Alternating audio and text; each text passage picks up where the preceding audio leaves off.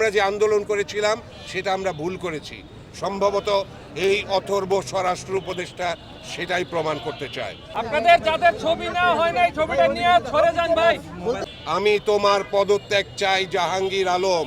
আমি বলে দিয়েছি তুমি পদত্যাগ করো অবিলম্বে। তুমি যোগ্য নও, তুমি অথর্ব।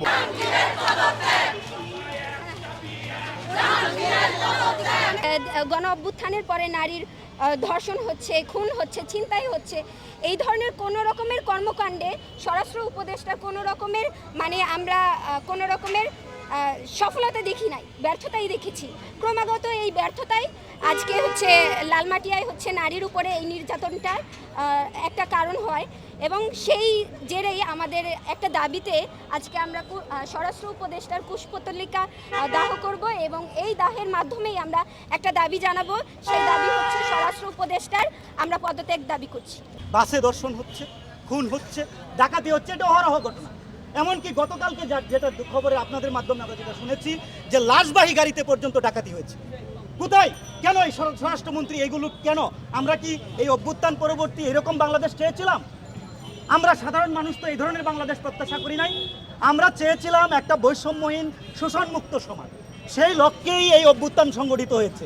অথচ আজকে দেখছি আমরা মেয়েদের বিরুদ্ধে বিষোদ্গার করা হচ্ছে। লালমাটিয়ায় এই জায়গাটায় একটা টং দোকানের সামনে দুইজন নারী সিগারেট খেয়েছে এবং সেই সিগারেটের জেরে এলাকার রিঙ্কু নামে একজন লোক, তিনি এসে তাদেরকে বলতেছে যে এইখানে মেয়ে মানুষ হয়ে এইভাবে সিগারেট খাওয়া যাবে না। আমরা জানি যে সিগারেট একদম সবার জন্যই হার্মফুল, কিন্তু যখন একটা নারী করে তখনই এটা খারাপ বিষয় হয়ে যায়, কিন্তু পুরুষ মানুষ করলে খারাপ বিষয় হয় না।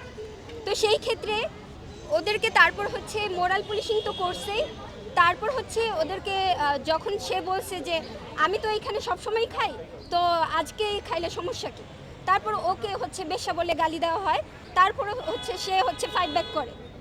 তো এইভাবে করতে করতেই তার উপরে একটা এলাকাবাসী নিয়ে একটা মব লিঞ্চিং করা হয় এবং তাকে মারধর করা হয় এবং পুরুষ মানুষ নারীর উপরে আঘাত হানে এবং সেই সময় পুলিশও এসে সেই জিনিসটা নিয়ন্ত্রণ করতে পারে নাই। আমার ক্ষোভটা এখন স্বরাষ্ট্র উপদেষ্টার উপরে, বিকজ উনি সমস্ত ঘটনা পুঙ্খানুপুঙ্খ রূপে জানেন। উনি মিথ্যাচার করেছেন এবং এই ঘটনাটাকে উনি ধর্মের অপব্যবহার দিয়ে ঢাকতে চেয়েছেন। এটা ওনার ঔদ্ধত্য, ধৃষ্টতা এবং কুৎসিত মানসিকতার পরিচয় উনি দিয়েছেন। পরবর্তীতে পুলিশের কাছে যাওয়ার পরেও বিষয়টা সালিশিভাবে মীমাংসা করার জন্যই আমাদেরকে পরামর্শ দেওয়া হচ্ছিল। আমরা জানি যে এই ধরনের সেন্সিটিভ জায়গায় নারীর যে কোনোভাবে একটা মব লিঞ্চিংয়ের মাধ্যমে মানুষের প্রাণও যেতে পারত। এই সময়ে স্বরাষ্ট্র উপদেষ্টার যেই আইন শৃঙ্খলা বাহিনী যেন রোজার মধ্যে মেয়েরা ধূমপান করছে, যেন নামাজ পড়তে যাওয়ার মুসল্লিদেরকে এই ধোঁয়া এসে গায়ে লেগেছে, এইভাবে উনি উপস্থাপনা করতে চেয়েছেন।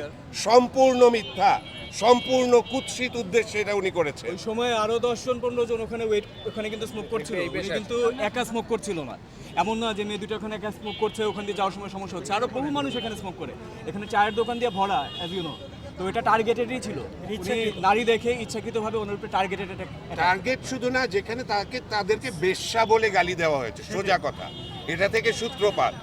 তারপরে 70-80 জন তারা থানায় গিয়ে আবার থানায় এমনভাবে করে রাখছে যেন থানা তাদের।